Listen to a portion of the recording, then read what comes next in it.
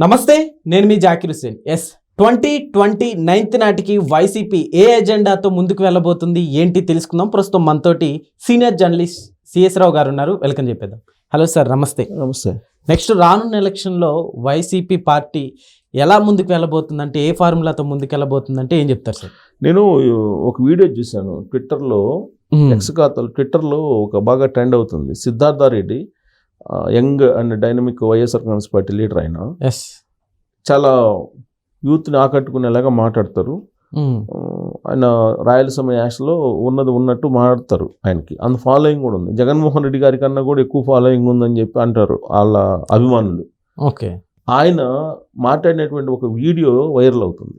ఆయన మాట్లాడినటువంటి మాటలను కనుక వింటే 2029 ఎన్నికలకి వైఎస్ఆర్ కాంగ్రెస్ పార్టీ అసలు ఏ ఫార్ములాతో వెళ్తుంది అనేది స్పష్టత వస్తుంది. ఆయన ఏమన్నారు ఆ ట్విట్టర్లో, అది ఉంది, నేను ఆడియో వినిపిస్తాను. ఇది గొప్పటి అవకాశం. ఒకరి పైన ప్రేమతో ఓటేసేదానికన్నా ఇంకొకటి పైన కోపంతో ఓటేస్తారంట.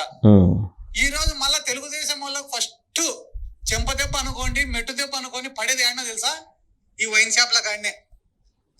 వైన్ షాపులు వచ్చినాయి, ఇంకా మన గల్లాపేట నిండుతుంది, మన జోబులన్నీ నిండుతాయని అందరు వేసినారు ఆ టెండర్లు. నీకు 10 రూపాయలు ఇచ్చినాయి అనుకో, ఇద్దరిని తినమంటే ఎంత తింటాడు? ఒక్కొక్కడు 5 రూపాయలు తింటాడు. కానీ 10 రూపాయలు ఇచ్చి 10 మందిని తినమంటే ఒక్కొక్కరికి 1 రూపాయలు వస్తారు. ఈ రోజు ఒక నియోజకవర్గంలో 10 బెల్ట్ షాపులు, 10 వైన్ షాపులు పెట్టినారు.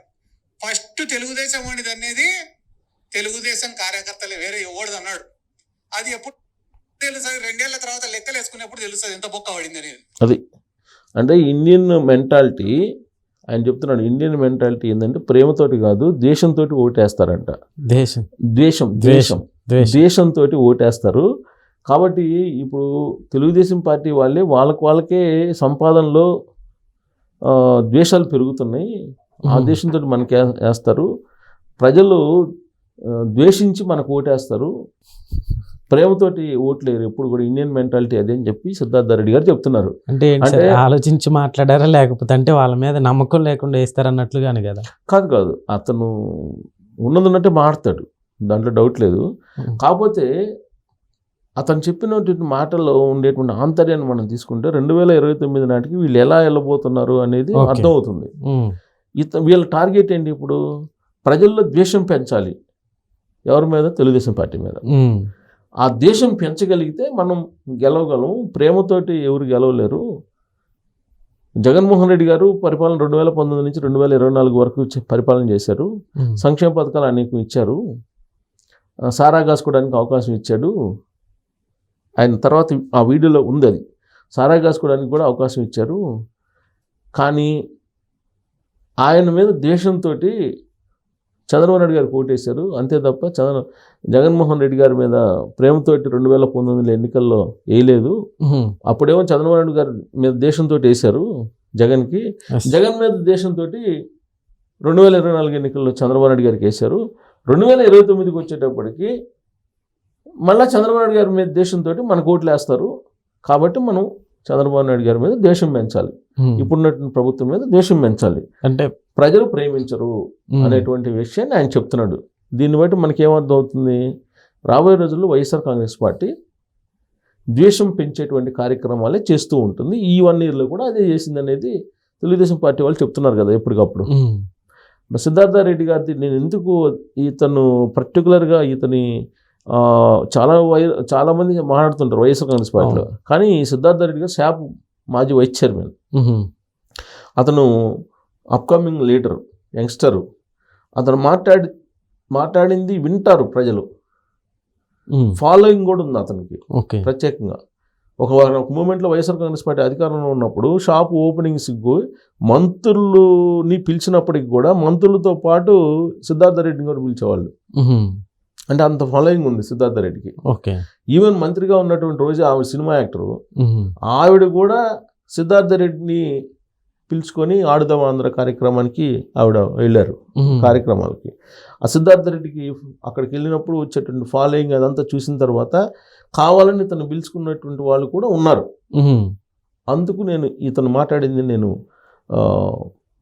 విని ఇలాంటి వాళ్ళు కూడా ఇలా మాట్లాడుతున్నారు ఏంటి అనేది నాకు కొంత ఆశ్చర్యం వేసింది. ఓకే. అంటే ద్వేషం నింపితేనే మనకి ఓట్లు పడతాయి అనేటువంటి యాంగిల్లో ఆయన మాట్లాడారు. మరి అతనికి అర్థమైంది అదేమో బహుశా సమాజం మీద ప్రజల పట్ల వాళ్ళకు ఉన్నటువంటి భావన, సిద్ధార్థ రెడ్డి గారికి ఉన్నటువంటి భావన నాకు అర్థమవుతుంది. ఓకే. నేను అదే అనుకున్నా, సిద్ధార్థ రెడ్డి ఇప్పుడు చాలా వాస్తవానికి దగ్గరగా ఉంటారు, ప్రజల పట్ల వాళ్ళ మైండ్ సెట్ దగ్గరగా ఉంటారు, ఇతనేంది ఇలా మాట్లాడుతున్నారు అనుకున్నా. ఇప్పుడు అతను చెప్పేదంటే మాటలు వింటుంటే కనుక 2029 నాటికి వీలున్నంత ద్వేషం పెంచేలాగా కార్యక్రమాలు చేయబోతున్నారు అనేది అర్థమవుతుంది. ఓకే. దానికి ఉదాహరణ కూడా కొన్ని చెప్పారు.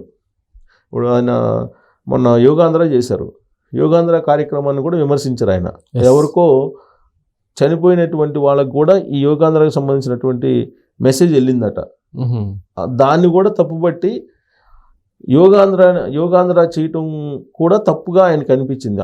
చంద్రబాబు నాయుడు గారు యోగాంధ్ర అనే కార్యక్రమాన్ని పెట్టారు, దానికి 300 కోట్లు ఖర్చు పెట్టారు, ఆయన గిన్నిస్ రికార్డుల కోసం పెట్టారు తప్పితే ప్రజల ఆరోగ్యం కోసం పెట్టలేదు అనేది ఆయన చెప్తున్నారు.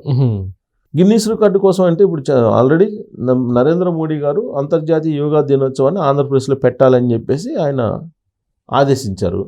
ఒక ప్రధానమంత్రి ఆదేశిస్తే లేదా రిక్వెస్ట్ చేస్తే ఏ రాష్ట్రం అయినా సరే ఖచ్చితంగా దాన్ని హై ఎండ్లో లేదంటే ఉన్నంతలో మెరుగ్గా నిర్వహించడానికి ప్రయత్నం చేస్తారు కదా. ఓకే. ఆల్రెడీ ఒక రాష్ట్రం 140,000 మందితోటి అంతర్జాతీయ యోగా దినోత్సవం రోజు యోగా చేసి గిన్నిస్ రికార్డు పొందింది. దాన్ని దాటి గిన్నిస్ రికార్డు పొందాలి అనేటువంటి ఉద్దేశంతో ఈ కార్యక్రమం చేశారు. ఓకే. ఆ స్థాయిలో ప్రచారం కూడా వచ్చింది. ఆ స్థాయిలో ప్రపంచవ్యాప్తంగా ఉండేటువంటి అనేక దేశాలు ఆంధ్రప్రదేశ్ వైపు చూశాయి. మరి ఆ గుడ్ విల్ వాల్యూ కట్టరా మీరు? ఆ 300 కోట్లు ఖర్చు అయిందని చూస్తారా? మరి ఆంధ్రప్రదేశ్ యొక్క బ్రాండ్ ఆంధ్రప్రదేశ్ వైపు ఇంతమంది చూశారు కదా. ప్రధానమంత్రి నరేంద్ర మోడీ గారు కూడా ఇక్కడికి వచ్చి మళ్ళా వెళ్ళి సెంట్రల్ క్యాబినెట్లో కూడా ఆంధ్రప్రదేశ్ నిర్వహించినట్టు యోగాంధ్ర గురించి మాట్లాడారు కదా. ఇక్కడ జరిగినటువంటి యోగాంధ్ర సక్సెస్ని ఒక నమూనాగా తీసుకొని మిగతా రాష్ట్రాలకు కూడా ఇవ్వాలని చెప్పేసి ఆయన అనుకుంటున్నాడు కదా. మరి ఆ గుడ్ విల్ చూడరా మీరు? యంగ్స్టరు చదువుకున్న ఆయనకు ఆ మాత్రం తెలీదా? ఆ మాత్రం ఆలోచిస్తారా అంటే ఆలోచిస్తారు. కానీ ద్వేషాన్ని పెంచాలి, ప్రజల్లో ద్వేషాన్ని పెంచాలి, సమాజంలో ద్వేషాలను పెంచాలి, ఆ దేశం నుంచి ఓట్లు రాబట్టాలి. అదే కదా ఆయన చెప్తుంది. అదే. సో ప్రేమ కన్నా కూడా ద్వేషం నమ్ముకుంటే మనం 2029లో అధికారంలో రాగలము అనేటువంటి కాన్సెప్ట్లో సిద్ధార్థ రెడ్డి గారు మాట్లాడుతున్నారంటే అదేదో సిద్ధార్థ రెడ్డి గారు మాట్లాడుతున్నారని నేను అనుకోవట్లా. పైనుంచి వచ్చినటువంటి గైడెన్స్ ప్రకారమే ఆయన నడుచుకుంటారు. ఏ లీడర్ అయినా, ఏ రాజకీయ పార్టీ అయినా, ఏ లీడర్ అయినా పైన అధిష్టానం ఏదైతే సంకేతాలు ఇస్తుందో ఆ సంకేతాలను బేస్ చేసుకొని కింద వాళ్ళు నడుస్తూ ఉంటారు. బహుశా ఈ మధ్యకాలంలో జగన్మోహన్ రెడ్డి గారు యూత్కి ఒక మీటింగ్ పెట్టారు కదా. ఆ మీటింగ్లో ఇలాంటి దిశానిర్దేశం ఇచ్చుంటారేమో. ఆ మీటింగ్లో జగన్మోహన్ రెడ్డి గారు మాట్లాడేటప్పుడు ఒకవైపు రైట్ సైడు సిద్ధార్థ రెడ్డి గారు, లెఫ్ట్ సైడ్ ఏమో ఆయన రాజా నుంచున్నారు, యూత్ వీళ్ళిద్దరూ. సో బహుశా నేను అనుకోవటం ఆ సమావేశంలో వీళ్ళంత ద్వేషం పెంచాలి అనేటువంటి ఒక నిర్ణయం తీసుకున్నారేమో. అందుకే ఈ స్థాయిలో ఈ యాంగిల్లో మాట్లాడుతున్నారేమో అనిపిస్తుంది. సో ద్వేషం ఎలాగో పెరుగుతుంది. చంద్రబాబు నాయుడు గారి మీద 2024 నుంచి 2029 మధ్యలో ఆయన పరిపాలన కొంత ఎంత పరిపాలన సుపరిపాలన చేసినప్పటికీ ఎంతో కొంత యాంటీ అయితే ఉంటుంది. 100% ఎవరు కూడా సంతృప్తి పరచలేరు. కాకపోతే ఆ సంతృప్తి పరచలేనటువంటి అంశాలను తీసుకొని ద్వేషాన్ని పెంచాలి, ద్వేషాన్ని పెంచి ఆ దేశం నుంచి 2029లో అధికారంలోకి రావాలి అని చెప్పి వైఎస్ఆర్ కాంగ్రెస్ పార్టీ ఒక ఫార్ములాని తయారు చేసుకుందేమో అని చెప్పి సిద్ధార్థ రెడ్డి గారి స్పీచ్ విన్న తర్వాత అర్థమవుతుంది. బట్ ఆయన ఈ విధంగా ఆలోచిస్తాడు అని అంటే నాకు ఆశ్చర్యమైంది. ఎందుకంటే ప్రోగ్రెసివ్ మైండ్ ఉన్నటువంటి లీడర్ అనుకున్నాను నేను ఆయన్ని. Plus youngster. జనరల్గా యంగ్స్టర్స్కి ఈ టైప్ ఆఫ్ ఆలోచనలు రావు తొందరగా. ఎందుకంటే కొంచెం పాజిటివ్ యాంగిల్ వెళ్తారు, చదువుకున్న జనరేషన్ కదా ఇప్పుడు. సో వాళ్ళు ఏంటంటే కొంచెం పాజిటివ్ మైండ్ సెట్ తోటి, ప్రోగ్రెసివ్ మైండ్ సెట్ తోటి వస్తారు అని చెప్పి అనుకున్నా.